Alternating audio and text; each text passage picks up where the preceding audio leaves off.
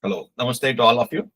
So, um, it's been a while since I was away in Bangalore for a long, long time. I went for a 2, 3 weeks trip, but ended up as 3 months trip. So, but it's okay because ultimate analysis, I like to keep saying every time, um, um, you guys are on your own path. I have nothing to do with that. We just have a conversation, and therefore, my being around, not around, is totally irrelevant in your quest. So, I would probably like to take a few moments and say a few things, um, and then ask you to share me your experience of what did you do in the 3 months. That's very important for me. As you have seen, I kind of remade the group. I have not added the people who have never attended, etc., because it's not necessary to spam their inbox if they are not going to participate. Um, so what I will do is I will try to read a few 2 or 3 sutras from Patanjali Yoga Sutra. The reason why I'm talking about Patanjali Yoga Sutra now, whereas I have been talking a lot about Bhagavatam all these months, is that you have to transition towards implementation of whatever you study. Forever, you can't be reading book after book. Honestly speaking, you don't need to read book after book.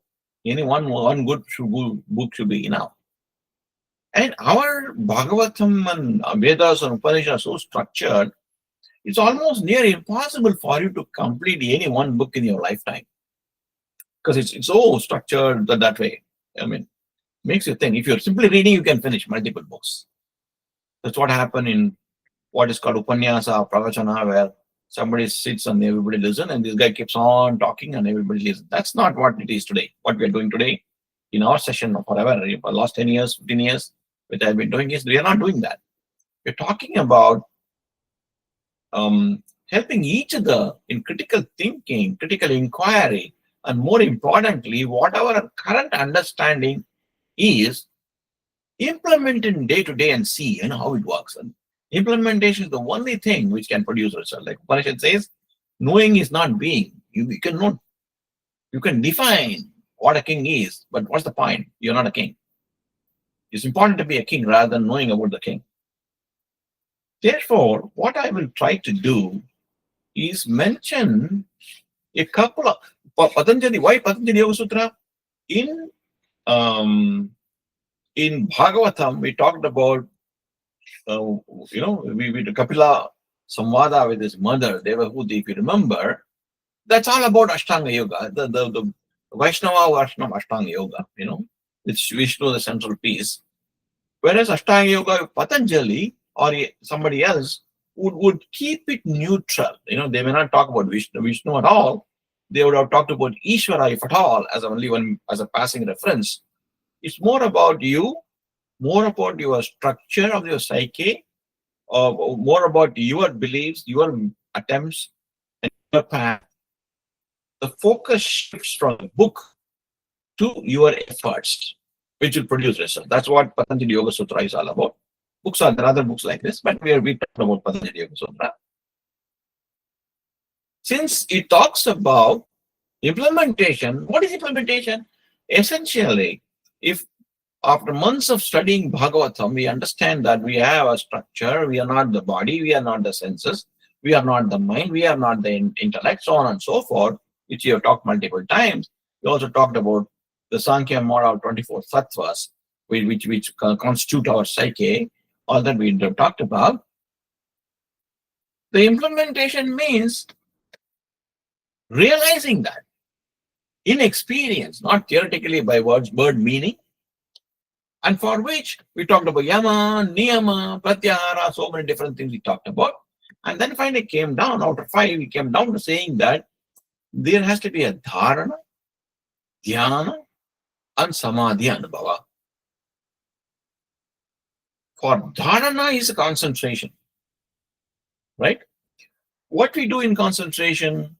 In concentration, basically, Patanjali defines it as Desha Bandha Chittasya Dharana. Desha is a space-time continuum. Okay. Now, Chittasya Bandha. The Chitta, that is the mind, ego, and intellect combination called Chitta. You have to connect it to one particular idea, one particular object. That is called Dharana. This is what Mirel was asking also before the formal 6 o'clock session started, the Q&A session. The question she was asking was that, do we have to think about, visualize, right? When you say concentrate, means Dharana, concentrate means what? Concentrate on what? On an object. What is an object? Do we have to visualize a form? Does that form need to be a religious form, a monk, a rishi kind of a thing, or anything? Is for the one question. There are corollary questions she asked. We'll deal one with that. The answer is it's not necessary, because here the idea is to take a mind which is filled with 10,000 different thoughts. We all know that. Any given time, so many thoughts are fleeting through our mind. That's called loss of focus. Everybody know by definition. If your mind wanders, or if you think of 10 different things, it's not focus. Being focused means picking only one. If that is the idea of dharana, picking one, that's what it says, that desha bandha chittasya dharana. Which one? Why? Why can be answered. If you want to quieten down the mind, if you have 10,000 thoughts, it's not a quiet mind. If you have one thought, it's much more quiet than having 10,000 thoughts, logically speaking. That is why this is necessary. Is it the absolute stage? Not necessarily. It's a preliminary stage only. Why? Because all these months, when we are talking about Bhagavatam and others, we constantly hit the theme. The true nature of our identity is not the body, not the senses, not the thoughts, not the intellect, some inner core, which is by definition, by nature, is one of unalloyed infinite bliss. That's our nature. Unalloyed means there's nothing else other than bliss there. Infinite because the bliss you get, which you already have, frankly speaking, is something incomparable. I mean, nothing in the world can give that kind of bliss, which you already have. But in which case, why are we going after many other things? Because we have forgotten, or we have lost our connect, if I were to say that way, with our source, internal source, which is full of this unalloyed infinite bliss. That is why it's like, many times people, particularly those who are wearing spectacles, classes like me, what we do sometimes is we put it this way and do certain things. And suddenly we search for it everywhere. Though it is right here. It is me. But I search everywhere. Until suddenly I recognize it's right here, or somebody pointed right to you. It's on your head. These kind of several such examples can be given in life where you forget that you already possess this. Yes, Naveen. Just quick question. When you're referring you, who is that you? You means your consciousness, which is not a mind, not a body, nothing, but just a consciousness. Yes. Is it equal to Jivatma? You can say that. You can say that. Only thing is, we say Jiva has got a structure. The core of the Jiva is consciousness. So that consciousness you are saying, when you say referring you, that is what it yes, is. that is the real you. And it is, you are asking to find out the source, that means Paramatma source. That is the source. It's like you said, yes. You are always a bliss, right? Correct. You always there. Yes. So you itself, or you, when you connect to Paramatma, then you will get the bliss. There is the hypothesis here, particularly in Advaita Vedanta, is Paramatma is inside you already. I mean, you are the Paramatma. Frankly speaking, the core of Paramatma and the core of you are no different. Is the argument of Advaita. When Advaita says Paramatma is already there is no dispute. But the Advaita says Paramatma is already inside you. Right? It's a technical difference, but essentially, the fact is you don't have to search for Paramatma anywhere else. Either you and Paramatma are same or Paramatma is inside you. That is the argument. Yeah. Depending upon how your mind likes, you can pick up any of these things. So if you talk about Dvaita, then you need to find out Paramatma by Jivatma. If you are talking about Advaita, is everything you realize yourself. Correct, exactly. In both the cases, you realize yourself, excepting that in Advaita, you realize the core of you and core of Paramatma is same, no different. Whereas in Dvaita, you realize that there is Antaryami, there is a Vishnu Prasad already there inside me. That's what you realize. Okay. Yeah? Yeah. Yeah. Can I move forward? Yeah. Okay. So that is why this is technique. Some technique is necessary so that if this unalloyed, eternal, infinite bliss is already inside me, somehow I lost the way, I have to get back. What is the method? Why am I lost? You're lost because your mind has thrown 10,000 alternatives. And instead of looking at your own head where your classes are there, you went after these 10,000 things. Therefore, you have to reduce the 10,000 things to zero. Again, yes? Can I ask one more question so that I don't forget? No, any Sorry to number of interrupt. you can ask anytime. Okay. So this mind, you're saying mind is its own independent entity which can collect, do whatever it wants, or is it nothing but the nature of the Jivatma? It is not nature of what did you say? Like Jivatmas, Oh like yeah, if the jiva Jivatma want, structure. that is, Okay. it's what is its origin? Is it from Jivatma itself, right? Mind generated from Jivatma. Yes, right? in jiva structure, mind is also there. Mind, intellect is there. But one simple question is like mind, we don't have control. It has all habits, all those things multiple times. You are saying like, oh, get rid of mind, whatever it is. But it is nothing but it belongs to a Jivatma, right? Jivatma, if for example, Jivatma want to eat an ice cream, is nothing but in the form of mind we are talking, but nothing but Jivatma itself is all the likes and dislikes, right? It's nothing other mind is nothing not something different, is it? Like I said, jiva has got a structure, it's got components. Right. Chitta is an important component of a jiva. Right. The chitta has got intellect, the self-identifying ego, as well as the mind. Correct.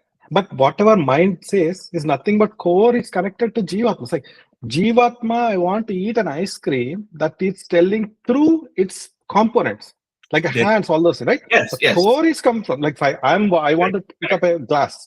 I using my hand to pick up. Similarly, if Jivatma wants something, it is using the mind to think, do okay, now I want it. So that is what the core is Jivatma likes and dislikes, right? Isn't it? Of course, because the entire starting point is that the one which thinks I am the enjoyer, I am the doer, and therefore have likes and dislike, and therefore ends up in pleasure and pain.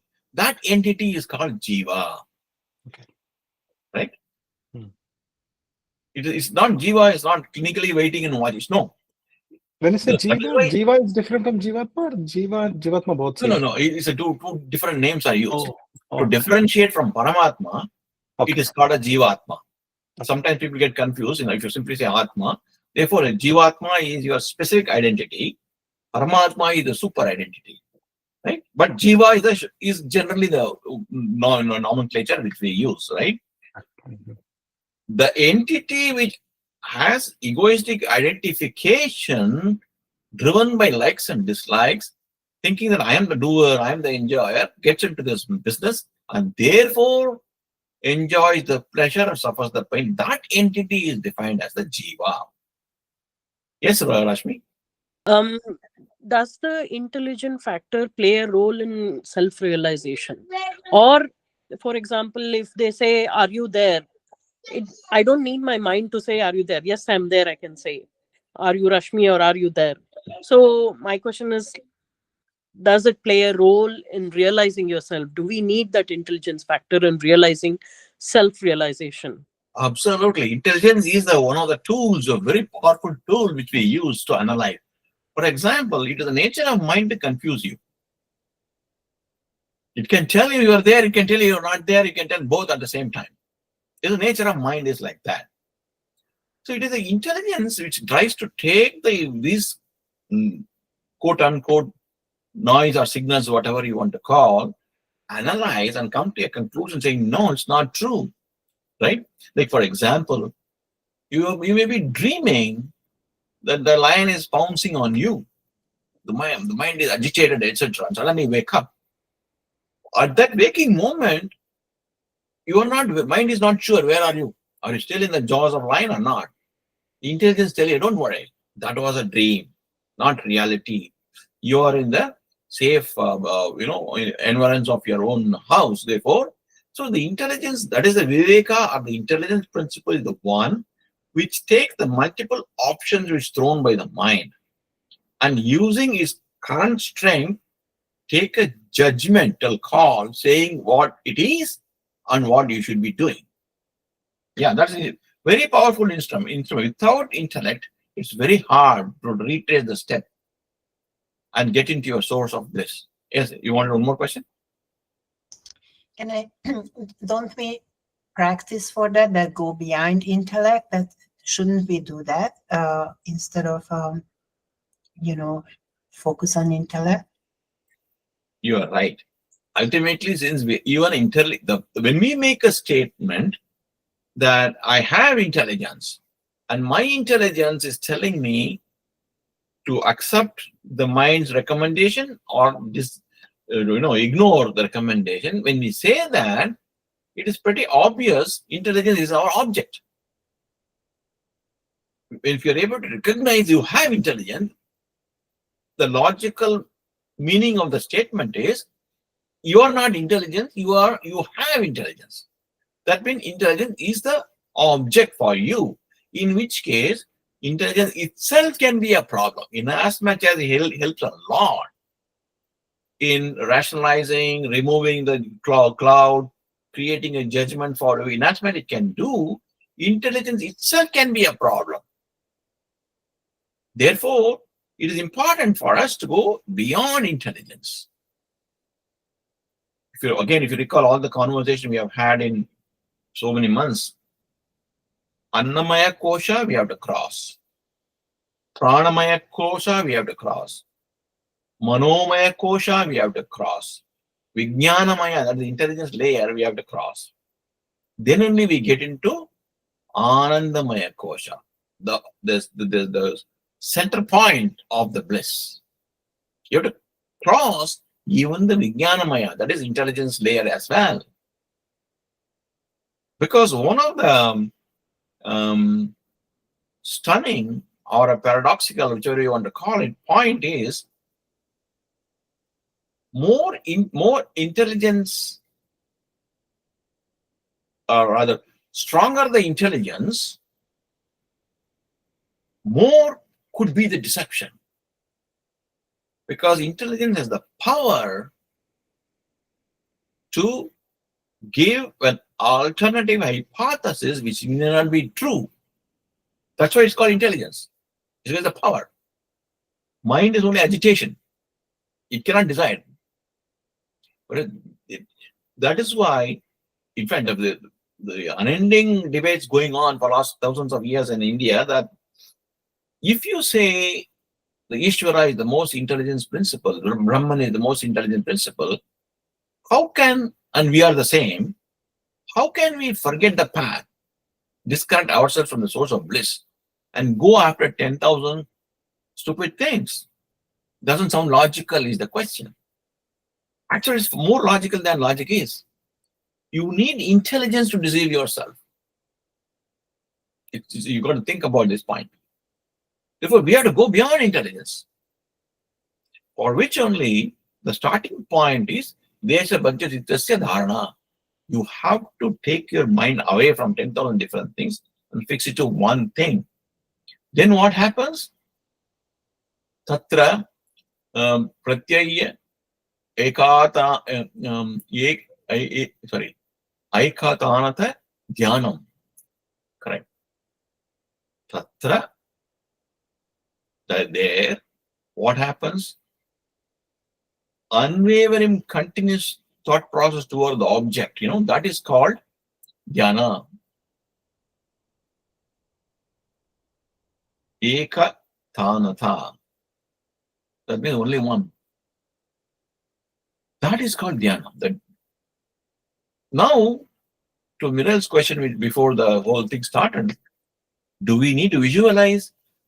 Because you want to have dhyana process, which is eka tanatha, is the only flow has to be only one particular object. The object has to be defined. Therefore, visualization becomes important.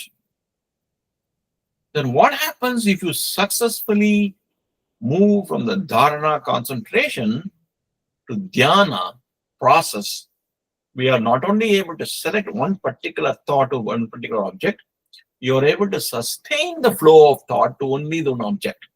If you're able to do that, eliminating any other thought, what is the consequence? Tadevartha matram nirbhasam swarupa shunyamiva samadhi. Tadevartha matra nirbhasam. That means your thought process is not only flowing towards only one object, tadevartha matram nirbhasam, as if nothing else is there, as if no other form is there. Shunyamiva, swarupa shunyamiva samadhi. Right? Then your mind gets absorbed in that object. When you say absorbed, what it means is, it is not only that 9,999 other thoughts are vanished. It's not only that you are focusing your thought on only one thought you have about the object which you have chosen to visualize. It could be, like I said, God form, or a saint form, or a flame, lamp, sound, anything. You not only know that there's only one thought you have about it, that thought and the visualized object get connected. It is not as if you are thinking about something. That notion that you are thinking about something goes away and replaced by awareness of the object which you have visualized. In other words, you no longer recognize that you're thinking about the object. You just see the object. That is the samadhi anubhava. Then trayamekatra samyamaha. Then what happens is, when you get into samadhi anubhava, the notion that you are different from an object, therefore you're concentrating on an object and then letting the thought process flow uninterrupted towards that particular object, and then your awareness of that object, nothing else, all these things coalesce. You just exist almost as if you are the object. That status is called the samyama. When that happens, because if you're aware that you are meditating upon an object which you have visualized, you're not really meditating. Because that time you have two thought processes. One is the meditation thought process, that that your mind is focused on object which you visualize. Unknown to you, there is another process going on, thought process, saying that you are meditating. Therefore, when you coalesce, the notion that you're concentrating leading to meditation vanishes. You're simply not only aware, nothing else is there. No process is visible to you mentally. That is called samyama. Why is it important? That is because tad jaya pragya lokaha. If you are able to get the samyama, pragya loka, pragya loka, you get the pragya, the knowledge, the wisdom, the realization that we are seeking, that we are not the external objects. We are not the senses which go after the external objects. That we are not the body which houses all the faculties. We are not the mind which is agitated by so many things going after, thinking about, so on and so forth. We are not even the intellect which is trying to evaluate and recommend certain things. We are the source. We are not even the source, we are the bliss. That is called the prajna. That's what the objective of all the things we have learned through Bhagavata and others in the last several months. That is how you disconnect from the external world and connect back, quote unquote, to yourself, who is nothing but eternal, infinite, unalloyed bliss. That's the whole purpose of all exercise. Whether you do all the so-called good acts, yama, niyama, the things, you read books, then you meet so many people like me and talk, discuss, then you sit in a corner, do pranayama, you do yoga to get a good physique. All these things for what purpose? The purpose is to get this. Tajjayat prajna lokha. That is the objective. By this practice of samyama, you get this knowledge. Of course, this knowledge will be done in stages. Tasya bhumishu viniyogaha. It is accomplished in several stages. Now, what are those stages? It won't be given in the sutra, because sutra's purpose, the structure is to just mention. You have to go back to another view, Upanishad, etc., which defines in there's supposed to be 7 stages. First stage is called Shubha Icha. First of all, you must desire to get that. You must say, oh my God, now I understand. This 10,000 things outside is not going to be helpful to me. I really got to find out how shall I connect back to my source. Vicharana, that is Vicharana. Then you make inquiry. Why? Like what you're doing now.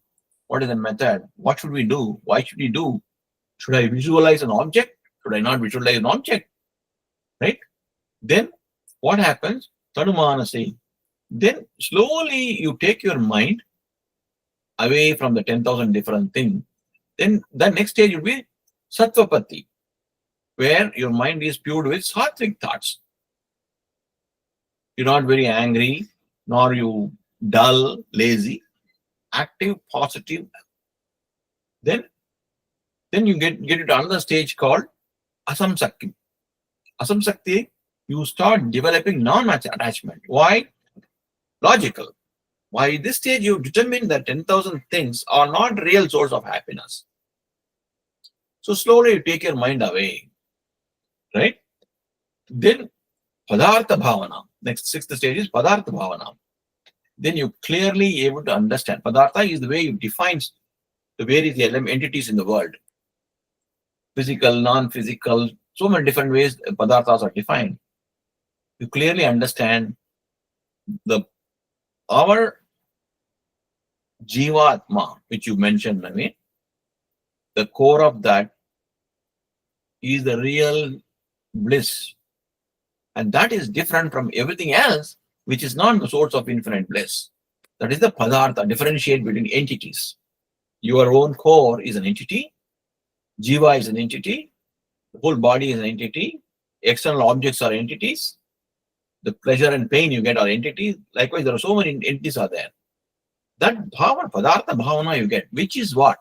Which is permanent, which is eternal, which is infinite, which is unalloyed. When you get that, then you get into the seventh stage is called the Turiya state, the fourth state of consciousness. That You is said, sorry to ask. Fourth one is Padartha Bhavana or sixth one? sixth one. Fourth and fifth? I told you, first is Subha Icha, that is desire to know the truth. Then Vicharana, analysis, Kanumanasari, then less attached to the object.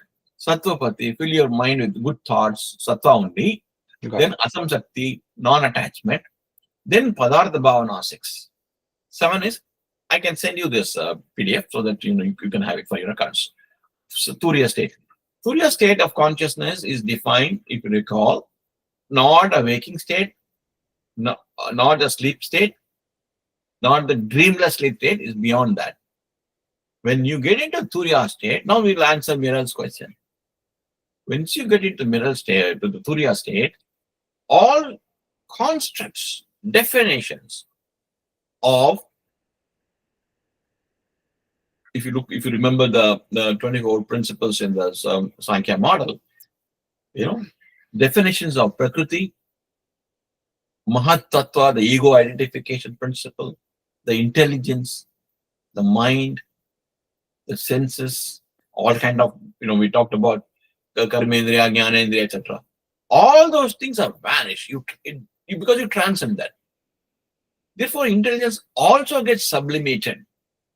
The only remaining thing is your true identity as a source of happiness. These are all considered to be, they have defined it like this. If you want, you can define it in six ways, 5 ways. Ultimately, you see there is a progression. All the learning we have done, all these years, with me, without me, yourself, with others, whatever it is, the objective is only one. If we are, by definition, the source of unalloyed, eternal, infinite bliss, why are we not feeling that? Why are we feeling pain and pleasure? The answer is that's because your mind is getting connected to 10,000 external things which can never give this. Yes, Naveen? So this one, once somebody realizes this, is it like once in a it will stay for like some time, or it will forever once reach that state? Will it remain? Yeah, will it remain, or will it just a flash, Yeah. it comes and goes? Okay, that was part of my second slide, but I will not go there because I want to shift the focus back to you guys. But since you asked the question, I will answer this. Details in the next session. The answer is, it goes through stages again. What happens is, if you look at it, first it strikes, when you get into this, first it strikes you. But because of the past accumulated tendencies, accumulated karma, prarabdha karma, whichever way you define it, what happens is, you come out of it also. You get into this, quote unquote, come out of it also. Then you become like anybody else, But because you now know you've tasted it, it's like, you never knew that wonderful tea shop was there, which gives a special chai. Somehow your friends told you once you went that side, you took it, then you love it. Every time you go to the city, you always make it a point, have that particular chai. Like that, now that you know, not only the way, you know the end result also, you continue to practice dhyana, meditation all the time. Multiple days, every day you practice it without miss. Then slowly, that, if I were to use a very crude language, the percentage of time where you have that, that awareness that you are the source, slowly increases from 0.1% to 100%. When it becomes 100%, it is called sthita pragnatva, steadfastness as they call it in English. That stage will come. For that stage to come, you have to slowly pull yourself or wait. You don't want to do anything. You have to wait for the old tendency to vanish. The next slide, I have a few more sutras which we talk about it. How the past impression can continue to reverberate. But we will notice at that time, Even though past tendencies reverberate, we get into the quote unquote old miserable state. You also, in parallel, remember that your new state is the real one. You carry both for a long time until one point in time is no longer a botheration. Yes, Rashmi. All these can be achieved only through the guidance of a guru, correct? Even going to till the samadhi, even Correct. to Surya, Correct. everything has to be guided by a guru Correct. who's himself or herself a realized soul, correct? Otherwise, you can't guide. Okay. Yeah, person has to be realized. See, that is very, very, very important. I mean, to put it much more carefully, I don't want to get into dispute, so I want to say it carefully. Any person who teaches anybody else should have experienced whatever that person is teaching. It need not be the ultimate experience or whatever. Whatever I tell you, I must experience, otherwise not teach. That is, do not teach what you don't know is a very important criteria to be a guru. Yes, Naveen. Just one more question. So the tendencies, right? It will pull you back and then you try again. Parallelly, you said it goes. So, and you also mentioned that at some point of time, the tendencies, whatever, will become zero. Is it takes its own time, or is there any way we can shorten that or we can remove quickly? Theoretically, it depends upon the accumulated karma. We do not know how much is there. So karma or vasanas, you're saying, or both? No, okay. Karma leads to vasanas, which vasana is the one which binds you, but that's because of the karma. So, what you cannot measure, you cannot control is the basic principle. So, how much, what will you do? So, what we do is, practically speaking, that's why Ishwara Ichaka, prasada becomes an important stuff. Therefore, we don't worry about it. We package it and leave it to Ishwara's laps. Okay, you take care of me. I will try to be as good a person as possible. I'll continue. When everything will vanish, only this remain is entirely up to you. Either way, I'm fine. The most important thing is this. You must have an attitude that either way it is fine. Whether I'm 100% or 24/7, I'm having this realization, or I'm only having 50% of the time. Either way, I should not be disturbed. You get the point? If you feel disturbed that I'm not 100% or 24/7, then you're not really realized properly. The real realization is that either way it is okay, or neither way it matters. Recognizing that as a construct, the jiva will undergo its own migration steps until everything is over. It has to go through certain things. I just stay a witness. I may not be, because I am not 100%, for example, 24/7, like what you see in the background, the Vidushekhara Bharati, the Karan Shankaracharya Sringeri, right? I may not get an opportunity to be selected as Shankaracharya, right? But it does not matter. If I crave for a position like him, I have lost it already. It does not matter whether I'm an ordinary person or a Shankaracharya. It does not. That once you have that attitude, that's why I was again answering back to Meral. First question she asked. If you go to a congregation, a lot of people are always promoting themselves, attention with the guru, or projecting themselves to holier than anybody else. That should not bother you. It's okay. That's what they want to do, let them do. I came for some other purpose, I stay focused. In other words, in spite of being in the midst of all this noise, retaining your mind focus is the ultimate success. What happens is very funny, this is a kind of paradoxical thing. Until you realize these things, you have all these questions, doubts, etc. But once you have that changes your perspective completely. Say, okay, all right, I'm not a stubborn, that's okay. All right. That's okay. No issue. You get that. Yes, that's me. So during this process, at what stage will the guru show up? I'm just saying, so if you're from 0 to 100%, you're constantly in the positive manner of doing, okay, I'm doing whatever I'm doing, I'll just continue doing whatever I'm doing. So at what stage will the guru appear when the shishya is ready? What stage is that in this whole process? Is it could be at 10%, 20%, but from your experience, what stage Okay. your guru appear? Okay. I will put it this way. Zeroth stage, when I said Subha Icha has to come the first stage one, right? You cannot have a Subha Icha unless somewhere Guru has showed up already. See, what happens is, for going in a particular, again, Newton's law of motion, I have to quote. To change a direction, some external stimuli is necessary, external force is necessary to change direction or set something in motion if the body is in rest, right? That force is called Guru. Now, who is that Guru?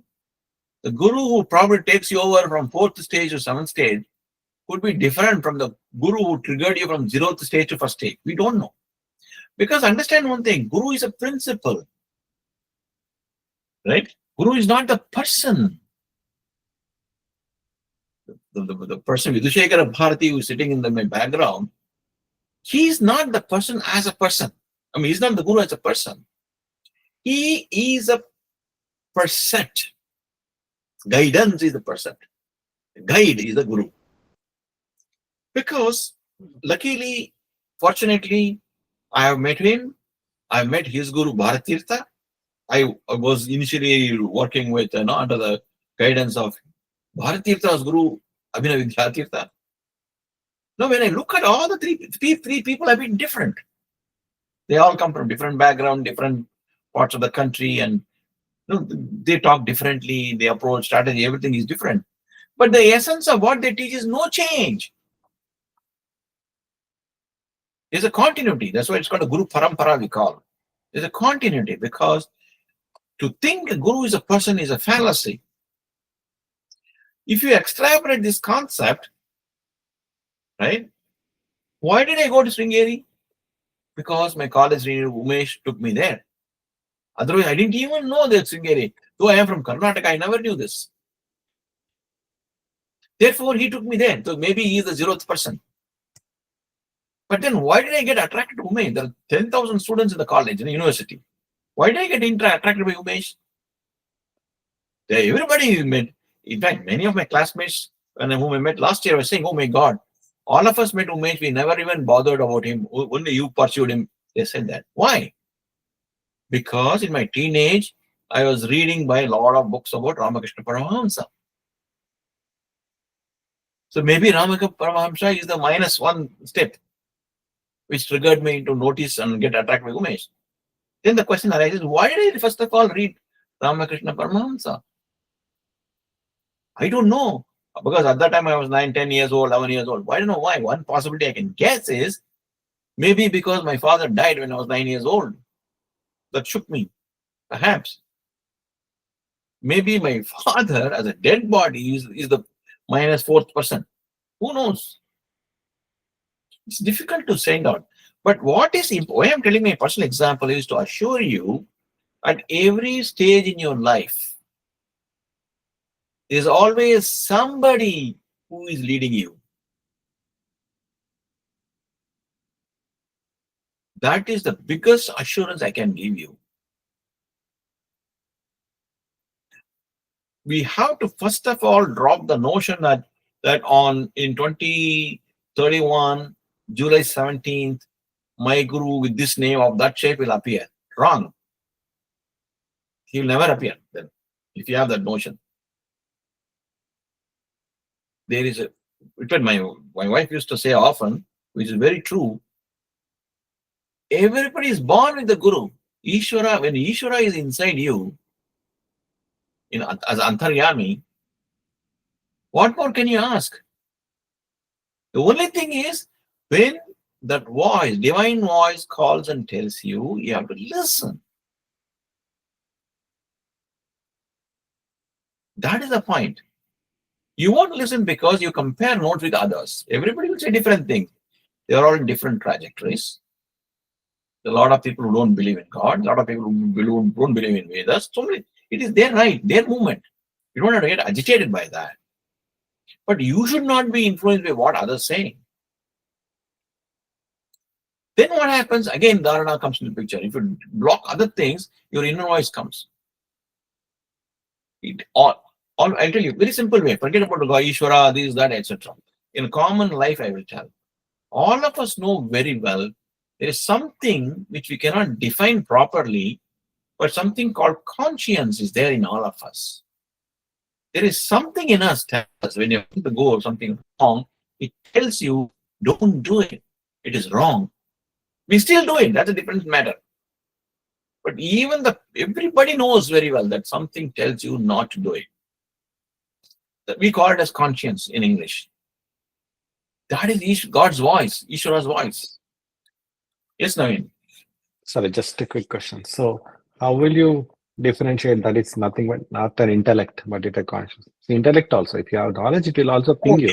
Okay. Yeah. That's a very good question. 3 things you will say, if I have to kind of oversimplify things in those kind of conflicting, when you're not able to decide kind of thing, there are 3 things you notice. One is your mind going after that, saying, I want it, like a child. You can see the intellect telling also, don't do it. No, you already had 3 rounds. Don't. It tells you. But the intellect has another phase also. Like I told you, intelligence always can cheat you also. It can tell you also, you know what, it's only 3 rounds of beer. The percentage of alcohol content is so and so. Your body's tolerance is still higher as possible. Therefore, nothing wrong. It's not a good idea, but nothing devastating if you take one more round. Intelligence can tell both because it has information. Both are true. Your current content is also true.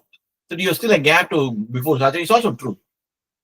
But the inner voice tells you, no, to start with, drinking itself is wrong. It does not matter whether you are 50% drunk or 100% drunk. It does not matter. You should be 0% drunk. Don't. You already made a mistake. So you'll have all the 3 things you will hear. So that element. So just a follow-up question. So in that case, somebody who have 0 intelligence also, there is some voice which will tell right or wrong. Yes, as per our definition, 0 intelligence. Now, everybody's got intelligence of their own kind. We can, for example, you take for example, in my wife's school, basement school, there are a few autistic kids come. Okay. You may call them they are not intelligent. No, true. I'm amazed at some of them. I've been watching them for the last 4 or 5 years, how they evolved, I've seen. They have. Accepting that their ability to communicate is so different from what we accept, right? Their priorities are different. It's our norm to say that their priorities are wrong, their communication is wrong. At this particular, you are expected to do this. From that measurement, we say that's wrong, right? But on the other hand, if you work closely with them, you'll be amazed with their intelligence. The focus they have is extraordinary. Maybe some people believe that their extraordinary focus is the reason why they become like that. When they concentrate on something, they cannot think of anything else at all. Their artistic talents are extraordinary. An art cannot be done unless there is intelligence, choices, focus, discipline. You cannot make an art. So there is intelligence there. But it is not that kind of intelligence which we want to propagate in our social norms. On the one hand. On the other hand, there is definitely Ishwara in their voice. They are hearing their voice. They are acting as per that. Maybe, who knows? Isn't it? That is one answer to your question. But beyond the answer, now your mind and intellect has asked this question, I answered. Let me play the voice of God thing. Why does it matter to you whether somebody has got intelligence or not intelligent? Why does it matter to you? The only thing matter to you is what are you doing with your mind and intelligence? Nothing else matter to you. Why this distraction or thinking about other possibilities for others, the two? You see the point? In this particular search for our inner self, that is why there is an extreme viewpoint in Advaita. They call it Eka Jiva Vada. There's only one person in the whole world, you. Everything is imaginary. When they say imaginary, people misunderstand. It's not like a magic imaginary. It's not like that. It is your own construct of others. Right? The only person relevant is you. What are you doing with yourself is the most important question to be answered. Because you never know anybody. Even your own wife, you don't know. Who is with you 24/7. First, I don't know how many years are married. You don't know her. The only thing you know is your mental model of what she is. That is not the real, 100% can give a guarantee. That is not the real her.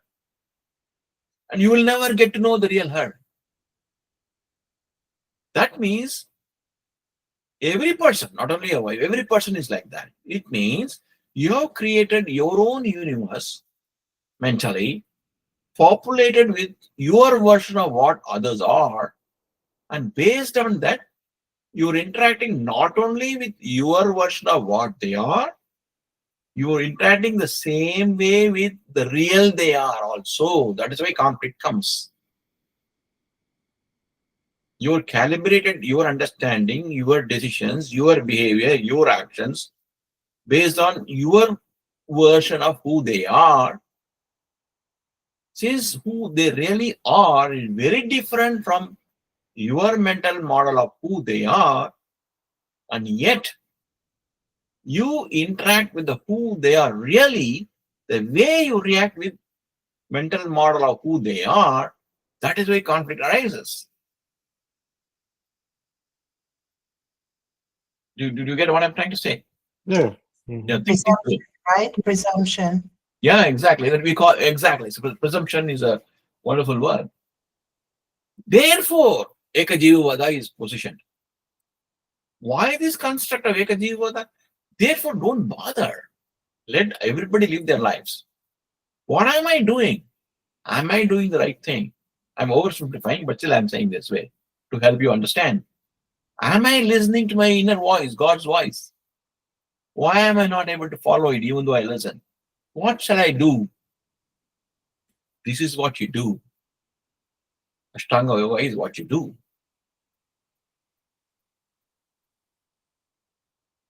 Okay. So I will take a break here.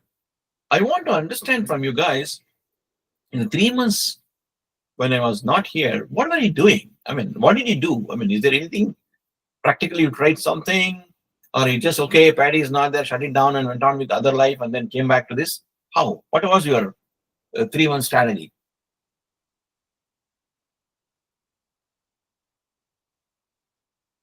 Mine is like nothing is like if there is a class I'll attend. Otherwise, my inquiry is going on every day, every time when there is a time. My inquiries goes on. Right? I'm reading Mahabharata sometime. I'm following some YouTube channels. So my inquiry is going on. There is no stop actually. I know that it just continues until I know all the answers. Okay. What about you, Rashmi? I've been for the past 3 months. I used to do night meditation, Paddy Uncle, but I figured morning is much better, so I've stopped meditating in the night. I used to, but the only thing is the waking up, the 3:30 to 5. I really want to do the Brahma Muhurta time meditation for the rest of my life. That's my sankalpa, but again, it's me that I have to get up and do it. That's what I've been doing. But other than that, that this intellect is needed for self-realization, not all these questions come to my mind. I do take a look at some of the books and videos and all. They don't give me a satisfactory answer, so I think it's just my own experience is what I think should drive it, is what I'm thinking. So that's what I'm on that path. So Excellent, excellent. Of course, Meral, I don't need to ask. She's teaching yoga and others, so I'm very sure she is pursuing that, unless Meral wants to say certain things. Yeah, I always would like to do meditation, but we talked about, and when I read the Yoga Sutra, it's so nice, but it's very abstract. How do I put that in practice? So what should I do? And I used to able to practice a lot of breathing, and that creates a lot of energy. And then my mind went really all of these sensations and visions and everything. And finally, I find a way for myself that when I do, I would like to get to a point when, if I have to, one day just to sit in cross leg or half lotus, Shavasana or Padmasana, that's my goal. My legs, they don't get hurt, so I can detach from my body. And what I started to do is now I recognize that when the muscles are very tight, that causes pain. So as I'm sitting in cross leg, I try to focus a little bit, lean forward, put my elbows on my knees, and start to focus on my leg muscles. And I give a command for my leg muscles to relax, to fully relax. And then I start to very seriously focus on my leg muscles to relax, to make them relax. And I think this is very helpful. It's, of course, it's a very childish and beginner steps. But as I started to do this, I can see that my mind can focus very sharply on the leg muscles, and actually I can really relax them. And once the muscles, they relax in the body, the pain disappears. So this is and then I started to teach this also for others, to try to focus and relax their muscles and things like that. That's what I did. And then maybe this will be my way, I don't know. Yeah, excellent. But what's the important thing is all of us have to move towards implementation. What it means is, if possible, if you like meditation, you should meditate every day. Maybe 2 minutes, maybe 10 minutes, maybe 40 minutes every day. But if you're more a contemplation kind of person who don't like meditation, you can contemplate also. But it's always recommended. Meditation brings a lot of progress. Therefore, make it a vow that every day you meditate at least 10 minutes, either in the morning or in the evening. Do that. Yes, I do. Thank you so much. That's all you need to do. Then automatically all these things will happen.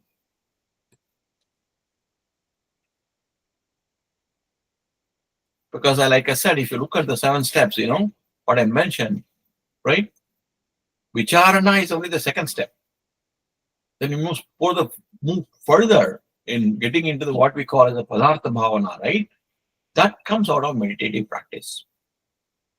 People say that from Vichara Marga also you get it, but meditation is definitely. Yeah, yes, Mira. Yes, in Yoga Sutra chapter 3, number 4 says, Trayam Ekatra Samayaha. So Samyama. Samyamaha. It means that 3 things, dharana, dhyana, and samadhi is together. And that's, I think, Correct. A long way to go. Yeah. Okay. So we'll close for the day. It's already 7 o'clock. And we will continue next session. I will go. So as you see, I'm moving a little away from Bhagavata, because ultimately I want to discuss about the techniques of implementing, and Patanjali Yoga Sutra gives a very good guide about that. How do you do that? What do you get out of it, etc. We can always go back and forth between Bhagavata and this, depending upon your interest, and we will move further. Okay. And if you have any specific anything else you want to learn, any other book you want to let me know. I'll prepare and we can talk about it also sometime in the future. I don't want to deny you any specific things you want to do. And if I can help, I'm more than happy to help. Right? Namaste. I will close the recording. Namaste. Thank you. Namaste. Thank you.